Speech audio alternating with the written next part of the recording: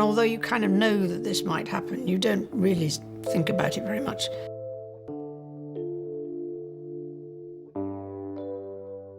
Have you ever wondered what happens when a conflict that seemed buried by history suddenly begins resurfacing inside the highest levels of the British monarchy?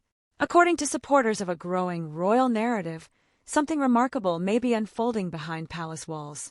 Not through dramatic public confrontations, not through explosive interviews, and not through official statements issued to the press. Instead, supporters of the story claim that a quiet but significant shift has been taking place through private decisions, institutional influence, and long-term planning. At the center of that alleged shift stand two figures who rarely appear together in royal headlines: Princess Anne and Prince William. According to many commentators, both are increasingly viewed as defenders of the monarchy's future, and according to the narrative, both have allegedly reached the same conclusion regarding the legacy of Diana, Princess of Wales, and the role of Queen Camilla within the institution. According to supporters of the story, the most fascinating part is not what happened publicly. It is what allegedly happened privately. The narrative claims that a series of conversations began taking place among senior palace figures. Conversations focused not on personalities, not on headlines, but on the future direction of the monarchy itself. Supporters of the narrative argue that these discussions reflected growing concerns about legacy, institutional priorities, and how future generations would remember some of the most controversial chapters in modern royal history. According to many commentators, one alleged event became particularly important. Reports circulated that a senior legal representative connected to Princess and allegedly made inquiries regarding matters related to Camilla and her position within certain royal structures. Whether those reports accurately reflected reality remains impossible to verify publicly. However, within the narrative, this moment became symbolic because it suggested that Anne was no longer content simply to observe events from the sidelines.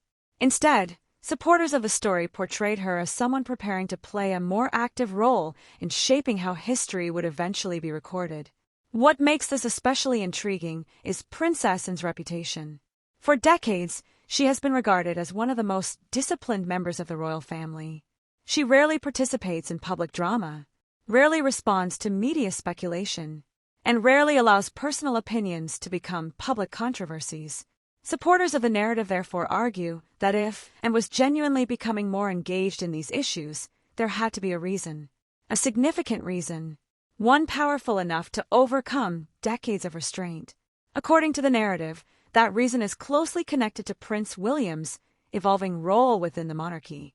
Over the last several years, William has increasingly emerged as the institution's future. His responsibilities have expanded, his public profile has grown, and his influence over major royal initiatives has become increasingly visible. Supporters of the story claim that William is no longer viewed merely as an heir waiting for his turn. Instead, he is increasingly perceived as a leader whose decisions already carry substantial weight inside royal circles. According to many royal commentators, this transformation accelerated after William assumed control of the Duchy of Cornwall. The estate generates significant income, controls substantial landholdings, and provides the Prince of Wales with resources that allow considerable independence. Supporters of the narrative argue that this financial authority fundamentally changed William's position within the institution. He was no longer simply preparing for future responsibility. He was exercising real responsibility, and according to the story, some of those decisions immediately attracted attention. Within the narrative, observers frequently point to reports that individuals associated with Camilla's wider circle allegedly became less prominent within certain duchy-related activities after William assumed control.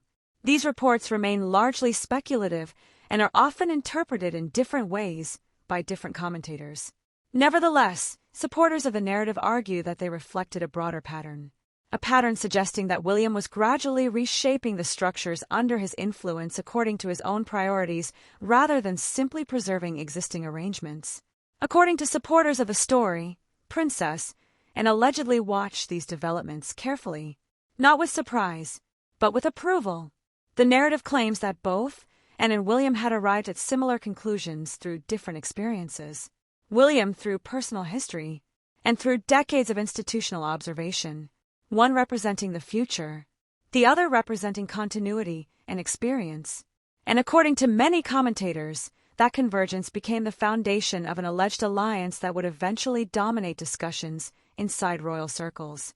What makes this opening chapter so compelling is that it is not framed as a story about revenge alone.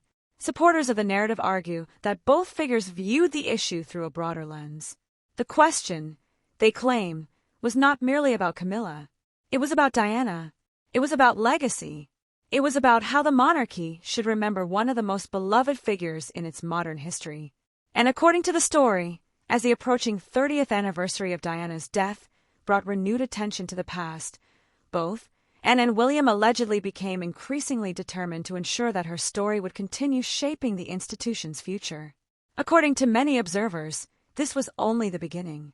Because while William's growing financial power was already attracting attention, supporters of the narrative claim that much larger developments were unfolding behind the scenes. Developments involving influence, access, symbolism, and decisions that allegedly carried profound implications for Camilla's future position within the monarchy. And according to the story, those developments would soon reveal why so many palace insiders believed a new era was quietly beginning to take shape. According to supporters of the narrative, the alleged alliance between Princess and Prince William reportedly became far more significant once William began exercising the practical authority that came with control of the Duchy of Cornwall, because while royal titles often attract headlines and ceremonial appearances generate public attention, real institutional influence frequently emerges through decisions involving money, appointments, access, and long-term priorities and supporters of. The story argued that it was precisely in these areas that observers allegedly began noticing changes that appeared to reflect William's increasingly independent vision for the future of the monarchy. The Duchy of Cornwall is not merely a symbolic title. It is not simply another royal tradition, and it is not a ceremonial responsibility with little practical consequence. According to many commentators, it represents one of the most significant sources of financial independence available to the heir to the throne, encompassing extensive landholdings, commercial investments, agricultural operations, residential properties, and income streams that provide the Prince of Wales with substantial resources and considerable discretion regarding how those resources are managed and distributed. Supporters of the narrative argue that this authority fundamentally altered William's position inside the institution because it allowed him to move beyond representing the future monarchy and begin actively shaping parts of it. According to the story, some of William's earliest decisions immediately attracted attention among palace observers because they allegedly signaled a willingness to reevaluate long-standing arrangements that had existed during King Charles's tenure as Prince of Wales, particularly arrangements involving individuals connected to Queen Camilla's wider social and family circle. Reports circulated suggesting that certain people who had enjoyed proximity to duchy-related projects under Charles no longer occupied the same position after William assumed control. Whether these changes reflected routine administrative decisions or a broader strategic vision remains impossible to verify publicly. Nevertheless, supporters of the narrative argue that they were interpreted by many observers as evidence that William intended to establish his own priorities rather than simply preserve inherited structures. What made these developments particularly interesting was the reaction they allegedly generated among senior royal figures. According to supporters of the story, Princess Anne reportedly viewed many of these changes favorably, not because she was motivated by personal conflict, not because she sought public confrontation, but because the decisions allegedly reflected principles she had championed throughout her own decades of royal service: duty, accountability, institutional discipline, and a belief that positions of influence should be connected to meaningful contribution rather than familiarity or personal association. According to many royal commentators, Anne's reputation gives particular weight to this interpretation. Unlike some members of the royal family, Anne has built her standing through an extraordinary volume of public engagements, charitable commitments, and official responsibilities carried out with relatively little publicity. Supporters of the narrative argue that this long record of service has made her one of the most respected voices within royal circles, even when she chooses not to speak publicly. As a result, the idea that she allegedly approved of William's direction immediately became significant within the narrative itself. According to supporters of the story, the relationship between Anne and William allegedly evolved from mutual observation into something closer to a shared understanding. One represented experience. The other represented the future. One had witnessed decades of royal history unfold firsthand. The other carried the responsibility of leading the institution through the decades ahead. Yet according to the narrative, both increasingly viewed the monarchy through a remarkably similar lens. A monarchy centered on service, a monarchy centered on responsibility, and a monarchy willing to learn from mistakes made in the past. This alleged convergence reportedly became especially important because both figures shared a unique connection to Diana's legacy, albeit for very different reasons. William's connection is obvious. Diana was his mother, and her memory continues shaping public perceptions of him decades after her death. Anne's connection is more institutional and historical. She witnessed the events surrounding Diana's marriage, the difficulties that followed, and the profound impact those events had on both the royal family and public opinion. According to supporters of the narrative, these experiences allegedly contributed to a common belief that certain lessons from that period should never be forgotten. What makes this stage of the story particularly compelling is that the alleged campaign described by supporters of the narrative was never portrayed as dramatic. There were no public declarations, no coordinated media appearances, and no visible confrontation. Instead, the changes reportedly emerged through dozens of small decisions that appeared insignificant when viewed individually, but far more consequential when examined together.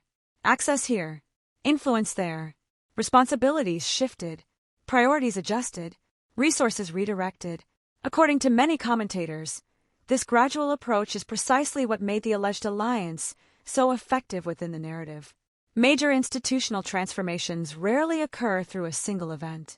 They occur through accumulation, through patterns, through a sequence of choices that gradually redefine expectations and establish a new normal.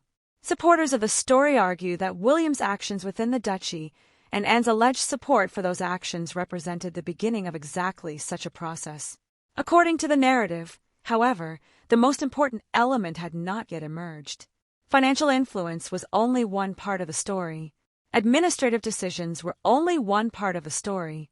Because while William allegedly focused on the future, supporters of the narrative claimed that Princess Anne had begun focusing on the past, specifically on historical records, institutional memory, and questions surrounding how future generations would remember the most painful chapter of Diana's life.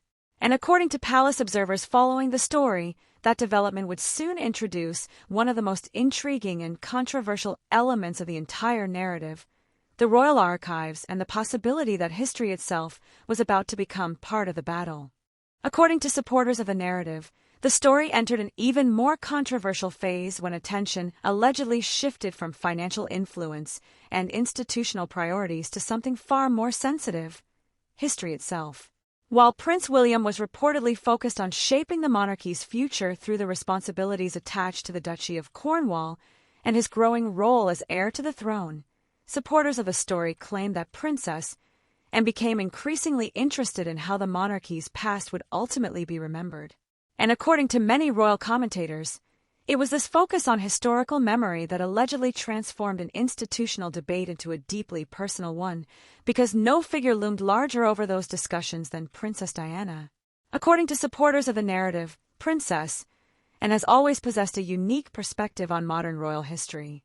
Unlike younger generations, unlike outside commentators, and unlike many journalists who analyze events from a distance, and witnessed much of that history firsthand, she observed the rise of Diana, she observed the challenges that followed, and she observed the profound impact those events had on the monarchy itself.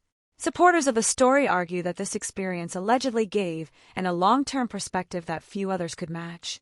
According to many commentators, the approaching 30th anniversary of Diana's death reportedly renewed internal interest in how future generations would understand one of the most important chapters in modern royal history. Public documentaries were being planned. Books continued appearing. Historical reassessments remained ongoing. And discussions surrounding Diana's legacy showed no sign of fading. Within the narrative, supporters claimed that and became increasingly aware that history is not merely preserved, it is interpreted.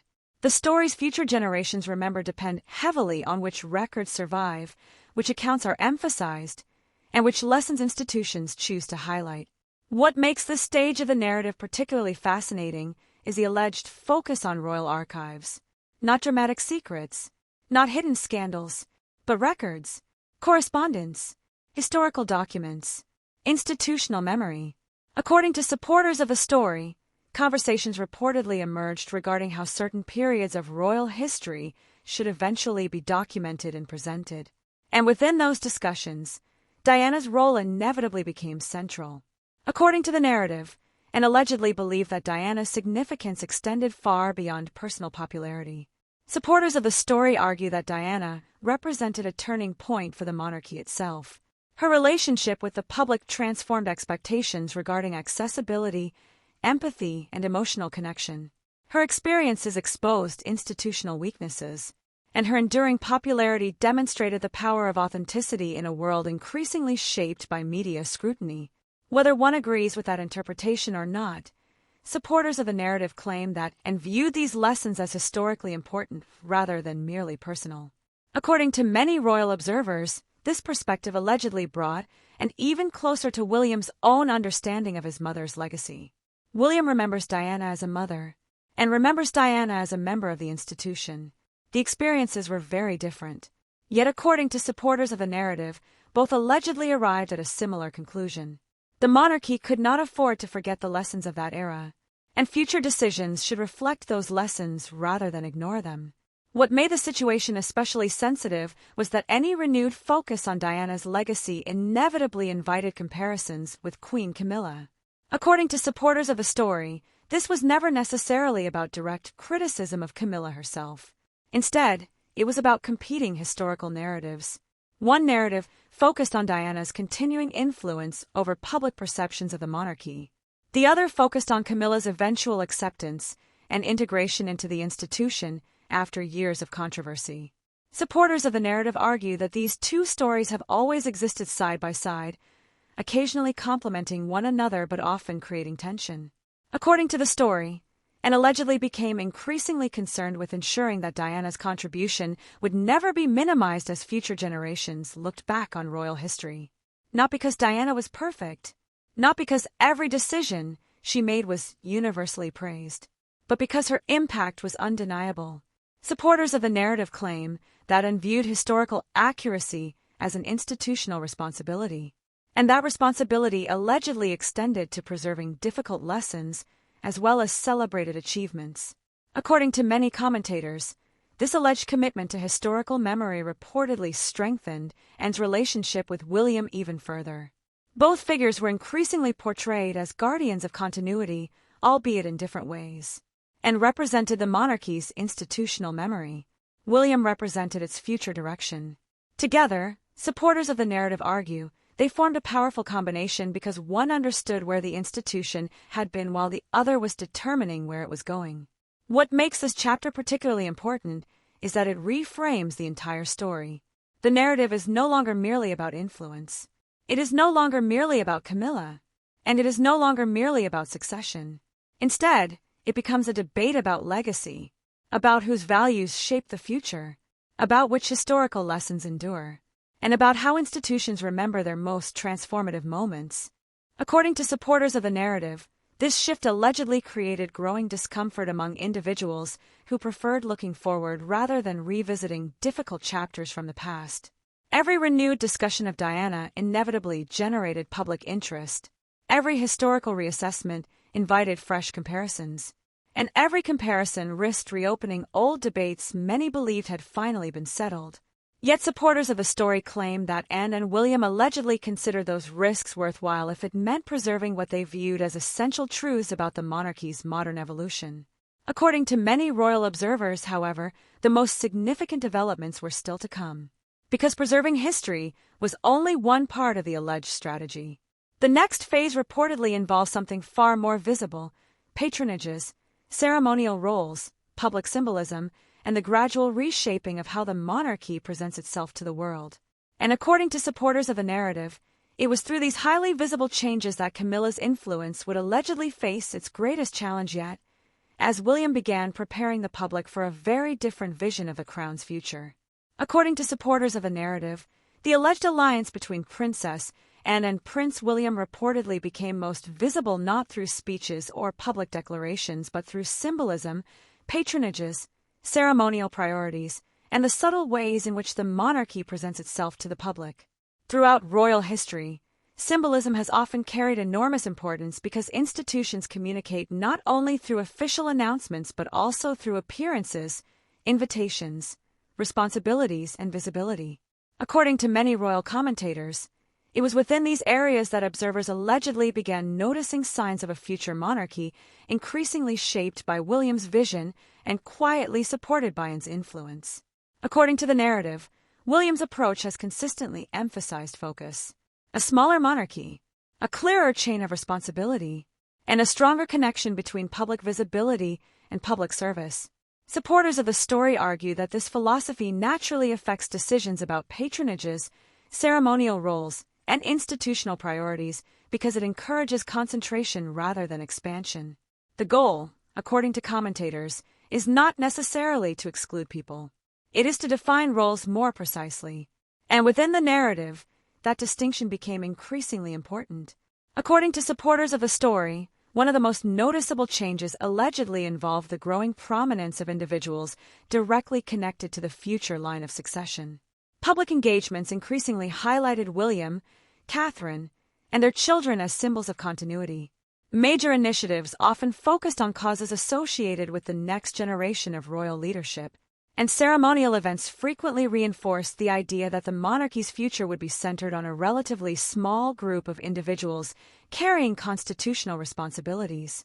Supporters of the narrative argue that this gradual shift inevitably reduced the relative visibility of others who occupied positions outside that core structure.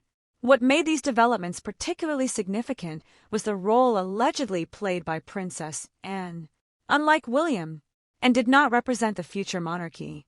She represented institutional credibility, decades of service, decades of experience, and decades of public trust.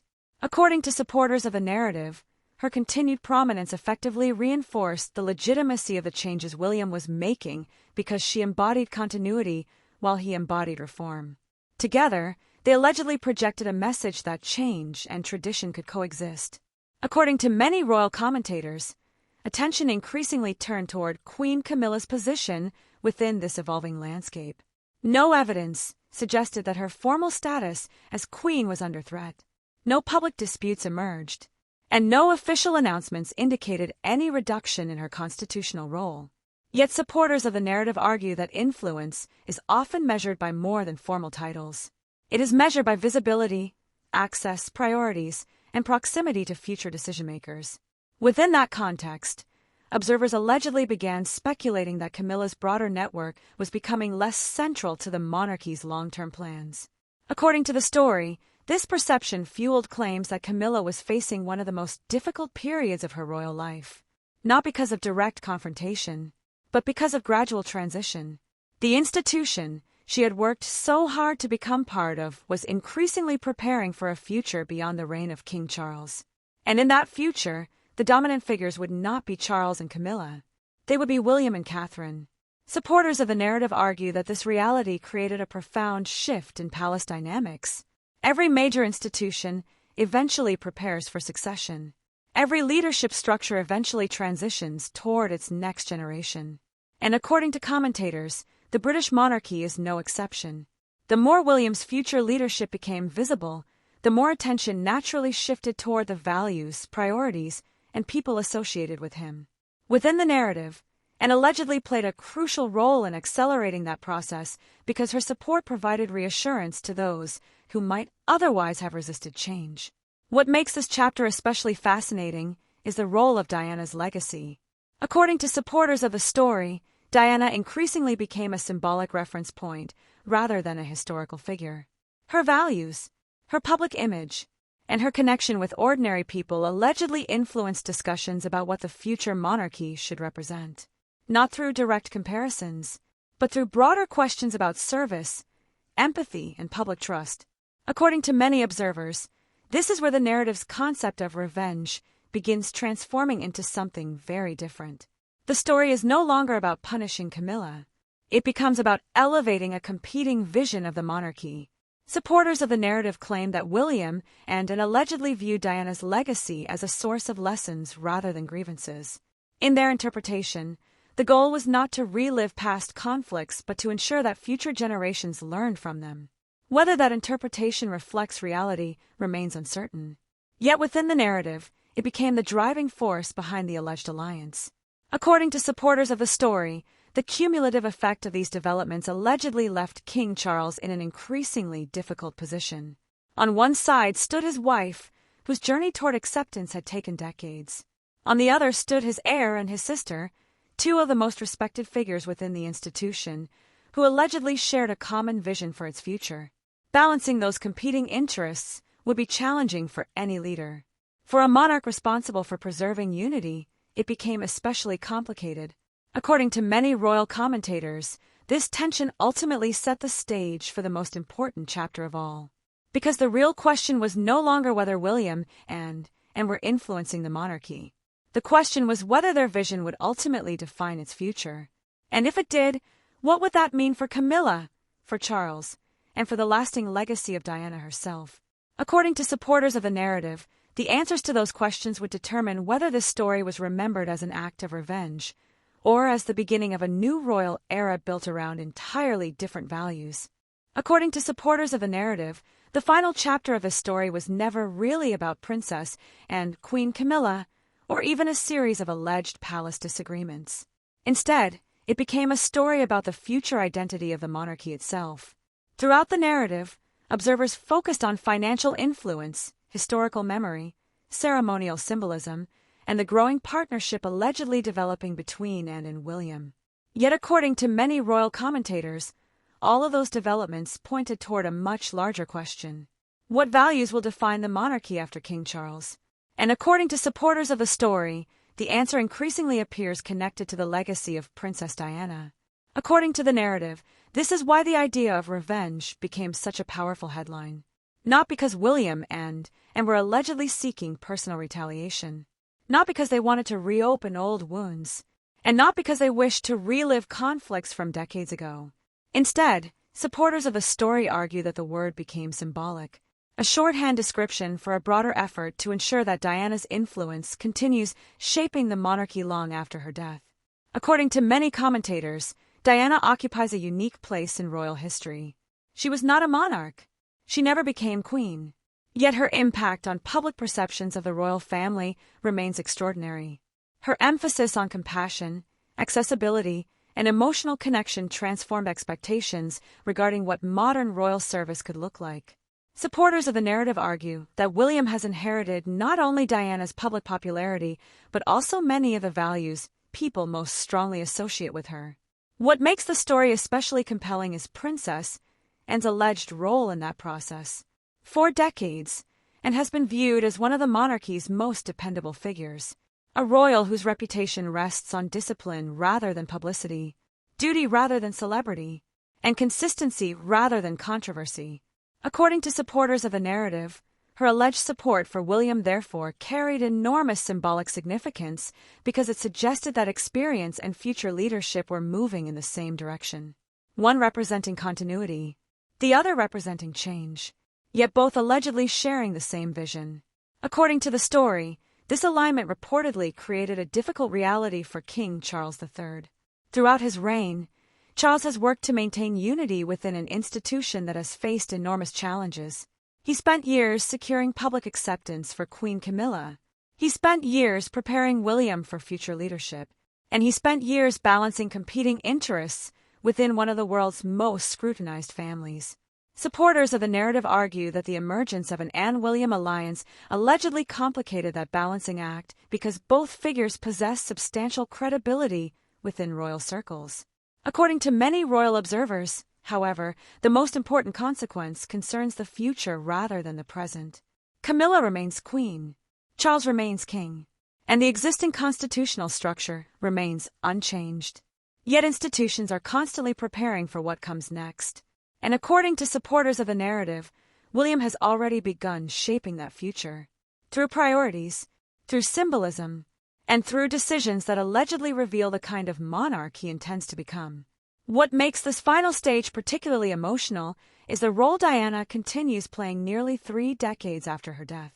According to supporters of the story, few individuals have exerted such lasting influence over the monarchy's public image.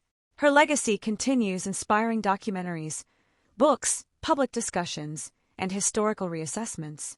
More importantly, supporters of the narrative argue that her values continue influencing the people who will eventually determine the monarchy's future direction. Whether through William's leadership style or Anne's alleged concern for historical memory, Diana's presence remains impossible to ignore. According to the narrative, this is why Camilla's alleged darkest day is portrayed less as a single event and more as a realization. A realization that influence changes, generations change, and institutions evolve. The monarchy that emerges under William may not operate according to the same assumptions that existed during previous eras. The people closest to the center may change, the priorities may change, and the stories emphasized by future generations may change as well. According to many commentators, the ultimate winner in this narrative is neither Anne nor William. Instead, supporters of the story argue that the true winner is Diana's legacy itself. The debate is no longer about who was right or wrong decades ago. It is about which values survive, which lessons endure, and which vision of royal service ultimately shapes the institution's future.